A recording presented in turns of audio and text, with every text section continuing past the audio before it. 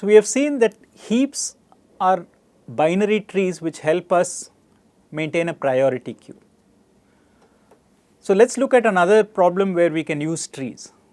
The problem where we have dynamic data which we want to keep sorted. So remember that sorting is a very important step for us, because once we sort some information, it's very easy to search it. We can use binary search. But the problem typically is that the data that we are trying to search changes dynamically. So the example that we gave right at the beginning to motivate all this was this question about SIM cards and Aadhaar cards, but neither of these is static. People are buying SIM cards every day, and people are getting, new people are born and acquiring Aadhaar cards every day. So the list of Aadhaar cards keeps changing, and the list of SIM cards keeps changing, and of course some SIM cards die also because they get decommissioned for various reasons, and people die, so their Aadhaar cards are no longer important to keep in the database.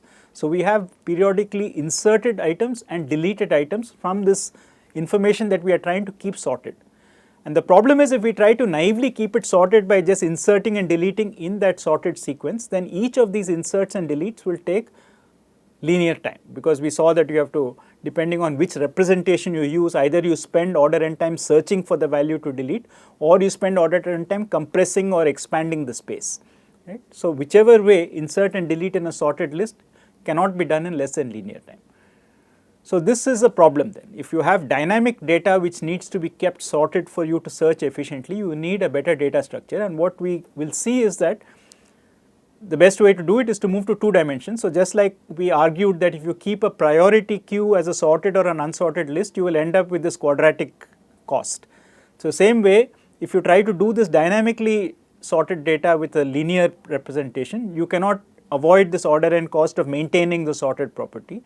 So we will move to a 2-dimensional tree, a binary tree that we saw with the heap, but with a slightly different structure. So what we are going to use is now called a binary search tree. So like in a heap, every node will have a value, and it is a binary tree. So a node can have at most 2 children, and you could have situations like this where there is no left child, right? So you could have only a right child. So whether it's a left child or a right child is important. Now in a heap, the property that we had was a local property with respect to the values of the parent and its 2 children. So either in a min heap, you must be smaller than your children, or in a max heap, you must be bigger than your children. Okay? But there is no, for instance, property in a heap about the relative values of your left and a right child. So if I take a heap and I exchange the 2 children of the root, it is still a heap, because the properties only talk about above and below. It doesn't talk about left and right. A binary search tree talks about left and right also. So in a binary search tree, everything which is to the left of a node must be smaller in value. So remember, the values are all stored in the node. So all the values which are stored to the left subtree of a node must be smaller. So everything that is to the left of 5 must be smaller than 5. So in this case, it's 1, 2 and 4 are all the values to the left. So all of these must be smaller. Now this is a property which occurs uniformly. So it's not only a property of the root node. So similarly, if I look at this node, then all the values that lie to the left of it must be smaller. Now notice that there may be a node like this where there is nothing to the left, right? So the only 2 nodes in this tree actually which have things to the left are 5 and 2. So 5 has everything below it, and 2 again has everything below it. So this is the left side. So logically the right side will be all the values that are bigger, right? So the right side will have, so with respect to 5, everything here is bigger, okay? And now with respect to 8, this is bigger, but also with respect to 2, 4 is bigger. So at every node we have the property that all the values on the left are smaller, all the values on the right are bigger, and this is what is called a binary search tree. Now another important property to make this whole thing work is that we never keep 2 copies of a value, right? So in a binary search tree, either a value is there or it's not there. We don't keep multiple values, right? So in a sorted list in general, we allow duplicates to happen, but we are always keeping now the sequence of these values that we want to maintain in this so-called sorted order. We are keeping them without duplicate. So that is one of the constraints, okay? So this is a binary search tree. So now we need to describe this binary search tree in programming notation, and unfortunately it's not as straightforward as we saw with a heap, where we had a very clear structure, right? In a heap we had a root and then its children. So we had this level by level structure, and we said that we could always guarantee that you don't have, so this kind of a hole is not allowed in a heap, right? I must put a left child before a right child, and therefore you can guarantee that the nodes can be enumerated from top to bottom, left to right in a fixed order. And then given the index, I can find its position. But here there is now ambiguity, because it is 0, 1, 2, 3, 4, 5. Now in a heap this is 5, but here I don't know whether 5 is the left child or the right child, right? So I must unfortunately keep an explicit representation of this tree. So this is similar to what we did when we did this flexible list, the linked list, right? We had a node, and then we said this node had a value, and it would have something which points to the next node. So we had then a collection of these nodes, each pointing to the next node, and you string them together and you get a list. So similarly, we will keep these tree nodes as a collection of nodes, each pointing to its children, right? So this is the kind of structure that we will have. So we will have this structure for the root node, and each node will have now 3 parts, right? So in a linked list, we had 2 parts. So we had a value, and then we had a pointer to the next node, and then we had a value, then we had a pointer to the next node, and so on, because there's only one direction. It's a linear structure. Now this is a non-linear structure, right? So it's a kind of 2-dimensional structure. So we have not one value but 2 values, the left child and the right child. So we have a value, a left child and a right child, right? So the left child obviously points to the left, the node with containing the next value. So 5, the left child is 2. So the left child of 5 points to the node whose value is 2. Likewise, the right child points to the node whose value is 8. Right? Now 8 has no left child, so we, for now, in this representation, we will have to find a way to write it in Python. But in this representation, we are just using a dash to indicate that there is empty value, right? There is nothing there. So there is no left child, and it points to a node 9, which has neither a left child nor a right child. So remember, this is a leaf node. A leaf node is one which is at the bottom of the tree. It has no children. So it has nothing on its left, nothing on its right. Right? So similarly, now this 2 has 1 and 4. So it points to 1 on its left, 4 on its right, both of which are leaf nodes. So this is the pictorial representation of how we would like to describe this thing in Python. Now before we actually get to the Python representation, I am going to make a slight complication of this, what will look like a complication. But what I am going to do is I am going to say that I don't want to keep these kind of empty pointers in the middle of a tree. I don't want this kind of thing in the middle of a tree, right? So I am going to actually create a extra layer of empty nodes at the bottom of the tree. So I am going to add this frontier, right, with empty nodes where every field is this blank value. So it will have no value, no left, no right.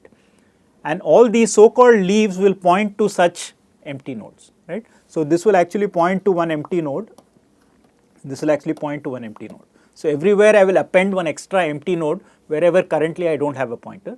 And in particular, if I have an empty node right at the top, right, so this is just like our empty list. If you remember, our empty list had no value and no next. Value was none, next was none. So in the same way here if the value is none and the left is none and the right is none, then it's empty, right? So this is how it will look if we draw this as a picture, right? So wherever earlier we had a leaf, I now create this empty node with all 3 values empty and make it point to that. So I create this kind of, so these are all these frontier nodes. So at the bottom of my tree now, I have this layer of empty nodes kind of hanging off the real leaves in some sense, right? So why are we doing this? Well, it's just that it's kind of easier to figure out whether we are at a leaf or not by using this. So it's easier to write, so the most natural way, so we saw already when we did lists that this is a kind of inductive structure, right? So I have this node and I have the rest of the list. So many things that we did in a list, insert, delete, were most naturally written inductively. Either I process it here or I push the processing to the rest of the list. Now in a tree, it's even more important to do that because I have to do it on the left or the right. Now the binary search tree will tell me whether to go left or right, as we will see now. But recursion is the best way to do it, and in order for the recursion to stop properly at the leaves, it is useful to have this. This is not the only way to do this, but this is one convenient way to do it. So now that's the picture. So as we saw in the linked list thing, we have to create these nodes by using a class, right? So we have a class tree, and when we create a node in the constructor, we have 3 values now. We have the value, self.value, self.left, self.right.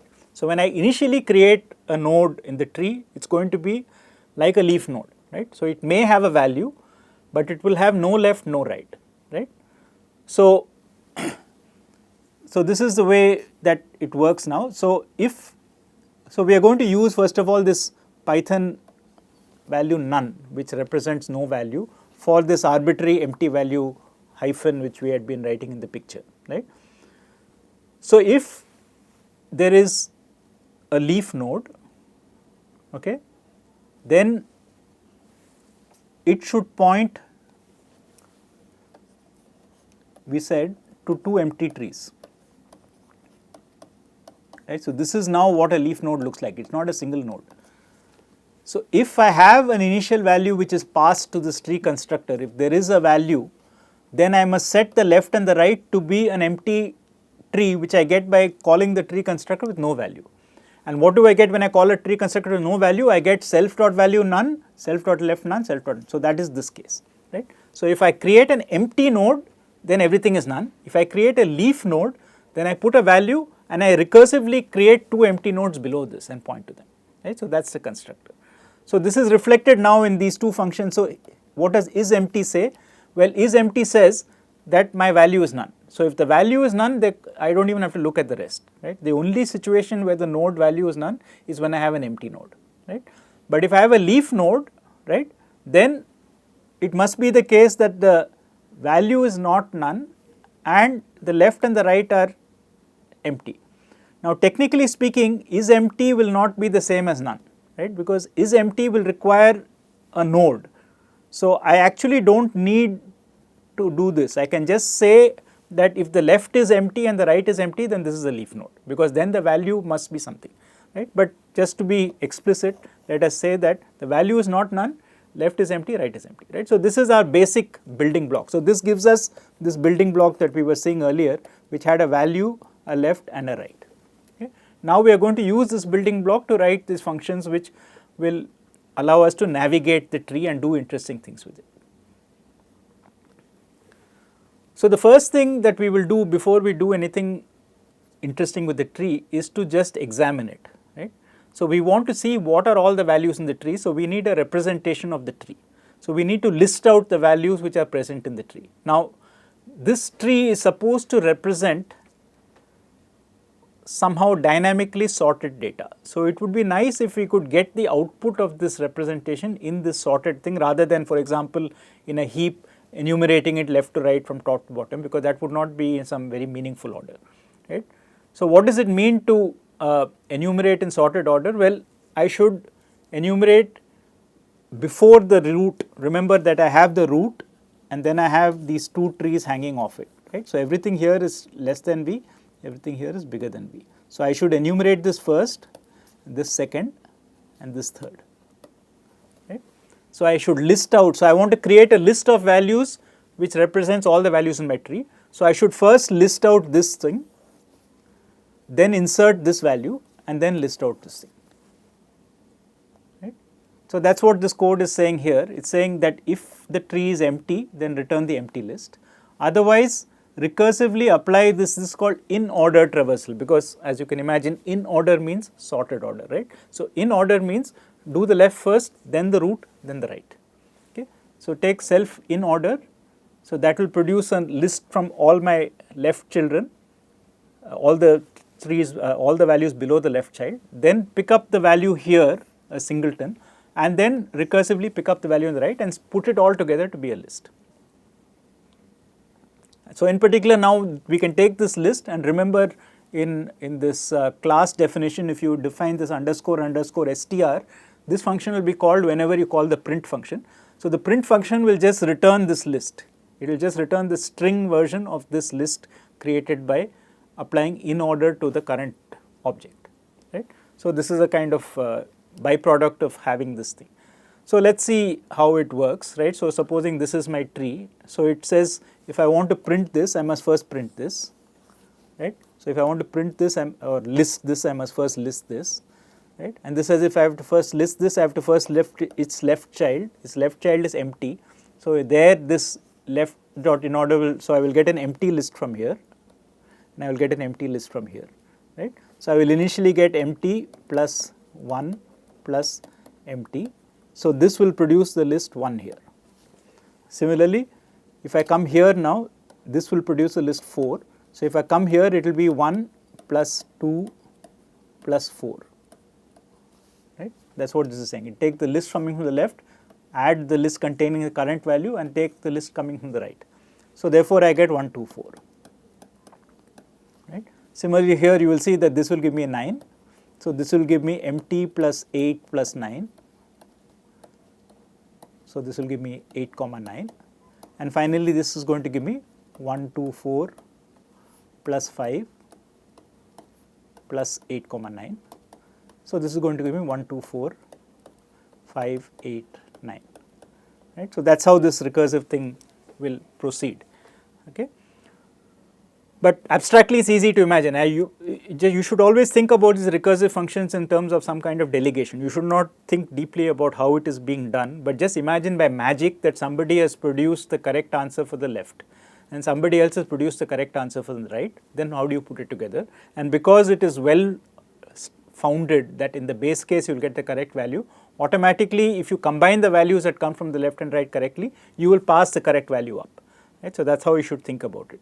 So, you should not think about the mechanics of how I described it now. You should just assume that, okay, the values on my left that are coming, so you should just be at the top level, right. You say, assuming the thing works correctly on the left is going to produce 1, 2, 4. Assuming it works correctly on the right is going to produce 8, 9, right. So, what should I do to produce the correct output now?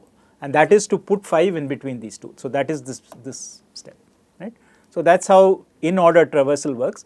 Now, there are other contexts in which you might want a different traversal. So, you could enumerate this in different ways, right. There is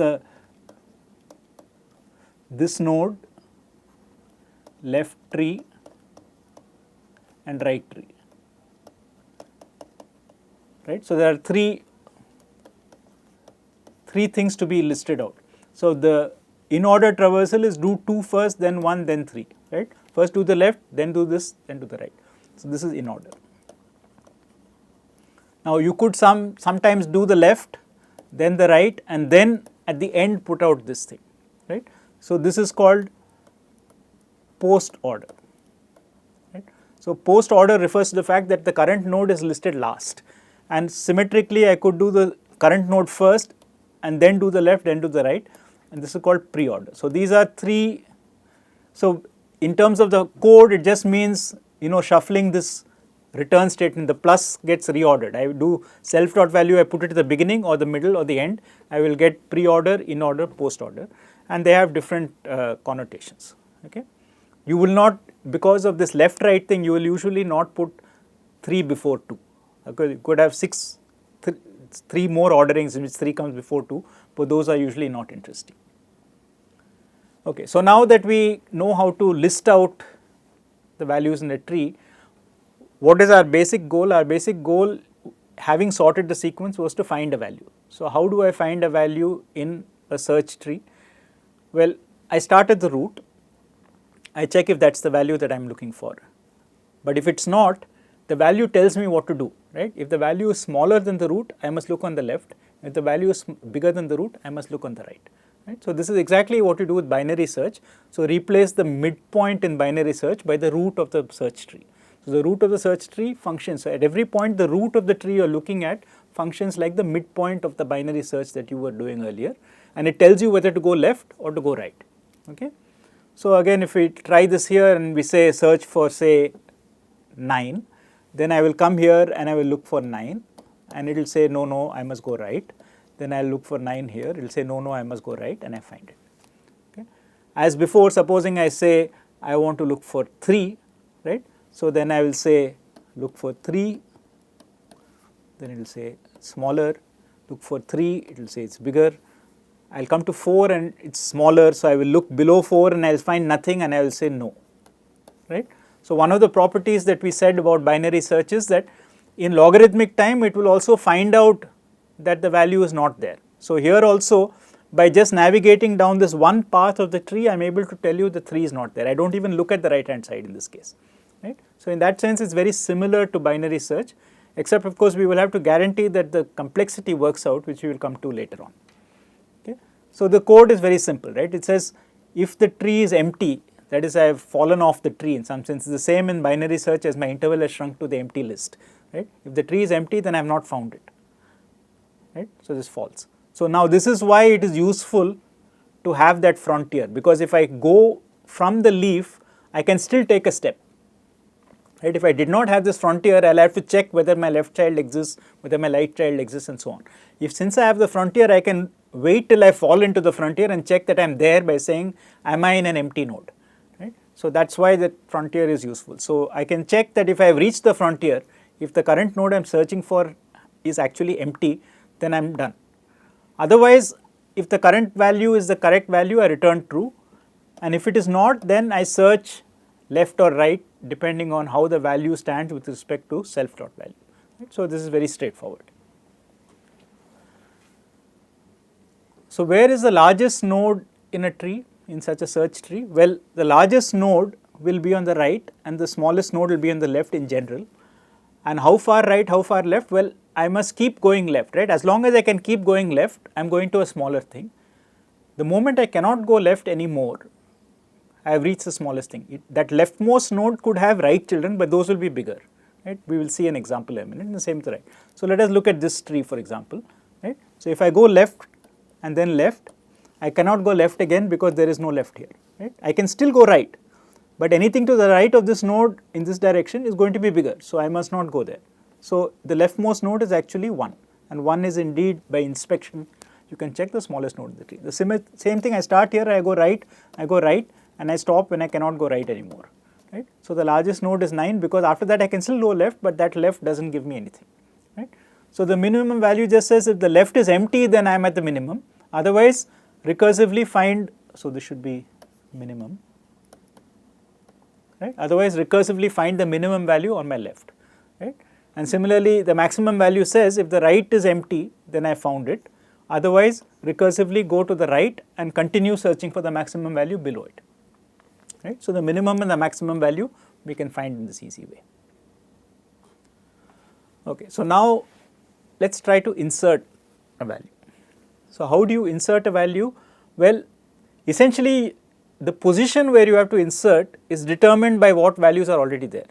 So the best way to find the position to insert a value is to actually try to locate the value v, because if I follow the current values, it will take me left, right, left, right. It's the same actually in binary search. In binary search, if you wanted to know where to insert a value that is not there, you would find it and you would find the interval of 2 elements between which it should go, right? So this is exactly the same thing that happens. You try to find it and then insert where the find fails, right? So for example, supposing I have this tree and I want to insert 21.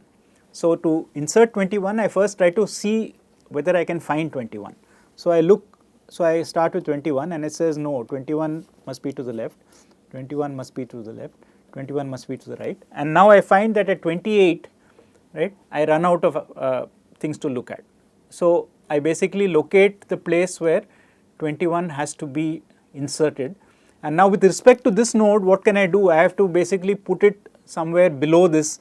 And since 21 is smaller than 28, the only way to insert it is to add a new node to the left and call it 21.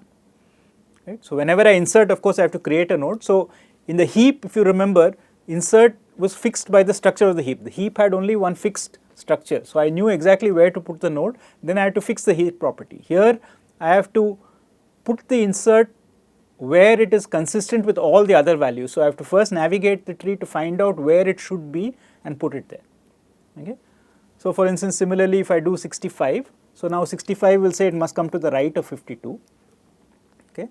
And now when I come to 74, it says it must be to the left of 74, but there is no node there. So therefore, it goes here. Okay. So I create this node here.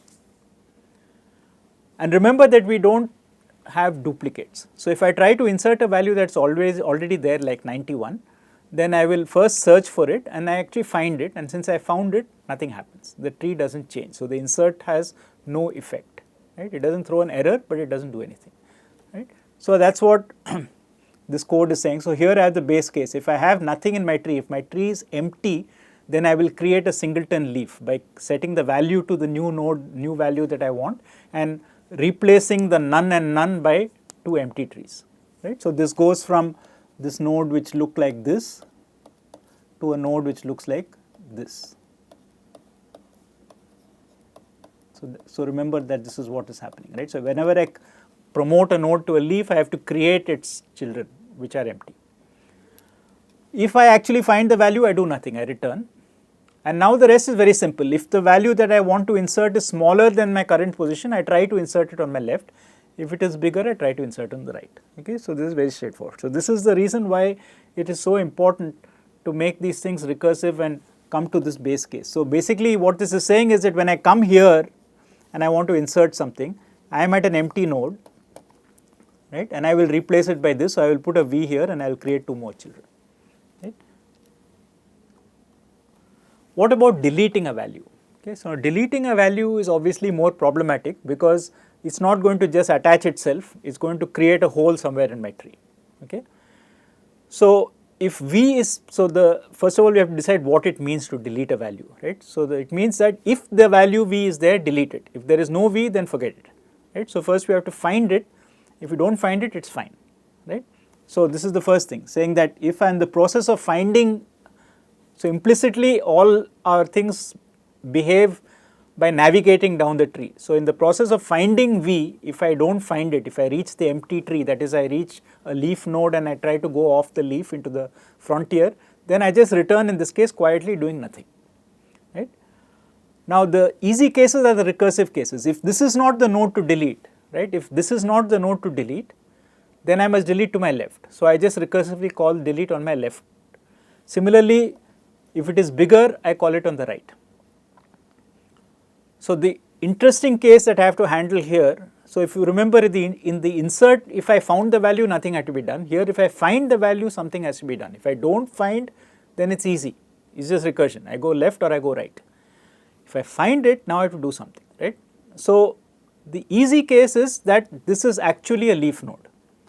So if it's actually a leaf node, I have to do the reverse of what I did before. So earlier I created a leaf node, now I have this leaf node which I want to delete. Right. So what I have to do is I have got to replace this by an empty node. So I have to delete this and replace it by this, right. That is what this make empty does. So if I have the current value is V and it is a leaf node, then I just make the current node into an empty node and it will be legitimately an empty child of the parent. Okay. If it has only one, so if this is my node and I have no left, okay, so I have something like this, I have nothing on my left, then what I can do is I can just push this whole thing up there, okay, so that we will see. So I will copy my right subtree here, I will just promote the entire right subtree. Symmetrically, if the right is empty, I will copy the entire left subtree. So these are again easy cases. The difficult case is that I have something on both sides, right. So I have a value V, right, and I have something hanging off here and I have something hanging off here. And of course this is coming from somewhere from the top, so it's hanging in the middle of the tree somewhere. So this is like our delete max problem that we had with the heap. So I delete this value, so it goes out. What should I put there? Okay. So this one solution is to take the biggest value here and put it here. Now remember that if I have say V1 to Vk here and I have some V prime 1 to V prime L here and I had this V, then I know that V1 to Vk are all smaller than V and this is bigger than all, smaller than all V1 prime to VL prime, right. So everything on the left was smaller than V and everything on the right was bigger than V. So logically I should take the biggest thing here and move it here. So it will be still bigger than everything on the left and it will still remain smaller than everything on the right. So I must find the maximum value here, right, and move it there and then delete that from that tree. So this is what it's saying. It's saying replace self dot value by the maximum value on my left and then delete on my left the maximum value because I know it's there because I just copied it, right. So it must be there, so go and delete it and there's only one copy of it, so delete that copy. Right. Now it looks like you are postponing the problem by creating one more delete. This delete is generating one more delete. So how is it going to work? Well, notice that the maximum value has this property, right. So, it goes right, right, right, and then finally either it has no children or it has only a left child. So, the deleting the maximum value will come into this case, it will come to the simple case where I just have to promote it. So, I will not again have to go and look for one more maximum value below that and continue this process. Okay. So, deleting the maximum which is happening here is actually going to converge in the easy case where once I find that maximum value, I just have to take its left child in particular, because it will have no right children, take its left child and put it up. Right. So, that is what this code does. So, we will come back and look at those two pieces of code that we have missed out, but let us do examples just to understand what is happening. Right. So, the first easy case is I delete a leaf. So, I look for 65, right. So, I walk down here and I find 65, right. But 65 is a leaf, right. So, I am in this case is leaf. So, I just make it the empty thing and I effectively delete it from the tree. So, now 74 is pointing to an empty node. Okay. Now, I want to delete 74 for example. So, I come down to 74 and now I am in the case where it has no left child, right. So, I will just promote this tree, meaning I will just copy 91 and its entire thing up one level. So, what this will mean is I will just move that whole thing up to the next level, right. So, this is the easy case. So, there will be a symmetric thing if you do it when there is no right child, but let us not worry about that. Let us go directly to the complicated case. So, let us suppose we want to delete 37 which is sitting in the middle of this tree, right. So, I come down to 37 and I find that it does not satisfy the leaf case, it does not satisfy the left is empty, it does not satisfy the right is empty. So, I have to do this, right. So, first I have to find the maximum value in the left tree. So, I have to start here and go right as far as I can and I stop at 28 because that is the rightmost value I can get. So, 28 is the value which is the maximum in my left subtree. Now, I have to take that value and copy it here, right. So, I have to take this 28 and copy it there. So, I do that next. Okay. And then I have to go into this left subtree and delete this 28, right. So, that is what is happening here. So, I come down to 28 and now I find that I am in this situation where the right is empty, right. So, right is empty means I just promote this 21 and anything that is below it, that whole structure I promote it one level up. So, I get this, right. So, this is how the delete works, right. There are three cases: the leaf case, one of the children is empty case, and the non-trivial case where I have to find the maximum. Now, this is I found the maximum. We could have dually found the minimum on the other side. So, remember that we want to take everything on the left of V, everything on the right of V, and I want to replace this by something which fits between these two. So, I took the maximum from here and did it, but I could also take the minimum from here and do it, right. So, it is a matter of taste, but you have to do one or the other. Either you take the maximum value in the left subtree, copy it here and delete the maximum there. Take the minimum value in your right subtree, both trees are there, otherwise you would not be in this case. Take the minimum value in your right subtree, copy it here and delete the minimum there. So, then you have to dually write a thing for deleting the minimum. Okay. So, this is the full thing. So, the left hand side is what we already had. So, now here are these three functions which we talked about. The first one is to make a leaf into an empty node. So, what it does is it does the reverse of creating a leaf. Right, it takes the value, makes it none, and it deletes the pointers to the empty leaves and makes them none. So, it just makes all fields none. So, this is how you take a node which was a leaf node and make it empty. You remove the value and remove the left and right children. What about promotion? Well, promotion is basically saying that if I had a situation like this, supposing I want to promote the left child, right. So, I have a left child, but I have nothing here, right, this is empty. Then what I do is I just take this left child and I just copy all these values here. So, that means that effectively whatever this is pointing to is now being pointed to from here, right. So, I bypass that left child in some sense. I basically, this was earlier pointing to the left child, but I take the left value and copy it into the current value. I take the left's left and copy it into my lefts, and I take the left's right. So, I have to be a bit careful here actually, right. So, I should do this in the reverse order. I should do self dot right first, because notice that if I update self dot left, then this value does not make sense anymore, right. So, So these two things actually should be exchanged, right? I should first copy the right thing, because currently I am pointing like this. So I must first copy this and only then copy this, because if I copy this, then I am no longer have access to the right. So these two statements should be exchanged. And if I do the symmetric thing on the right hand side, okay, then the order is okay, because I first copy the value from the right, then I set the left pointer to the left pointer of the right child, and then I set the right pointer to the right pointer of the right child, and then everything is fine. Okay. So this is how we delete a value. So effectively what we do in all these cases, find, of course we walk down a path and try to find it, and if we hit the leaf we say it's not there. Insert behaves like find, we try to find the place. If we find it, we do nothing. If we don't find it, then where we should have found it, we create a node. So again we are walking down one path. And delete also, we will walk down one path to find the place to delete, right. So I will typically come down to V, and now in the worst case I will have to find the maximum below the left subtree. So I will continue by taking a left edge to the left subtree and then taking the rightmost path. So in all cases I am walking down only one path, I am never walking down multiple paths, right. So all these operations are going to be in the worst case as expensive as the height of the tree. Now the danger with this is that there is no structure in the tree, unlike in a heap, which guarantees that this height is good.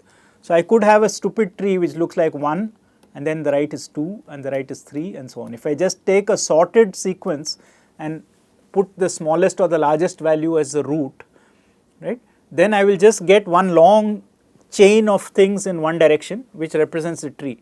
So technically this will be a tree, but it's effectively a line, okay. So this will have height order n. So this is obviously not what we want, right. The idea when we move to 2 dimensions is to distribute the value so the height is small. So we would really like to have this log n height, which we argued is the case for a heap. So in the heap we make sure that everything has 2 children except possibly the lowest level, okay, or the level just above that. So we never have these unbalanced kind of things. But in this tree that we are constructing here, if I start with a sorted list and I start with an empty tree and then I insert 1, then I insert 2, then I insert 3 and so on, I am going to get a tree which looks like this, right. So we have to make sure that we restore the balance. So we have a balanced tree. When we insert or delete from a balanced tree, the balance could get damaged. So we need a quick way to restore the tree back to a balanced tree, so that as we go along through a sequence of inserts and deletes, we maintain the balance, and therefore we maintain this logarithmic property. So this is what we will do next, how to maintain balance in a search tree.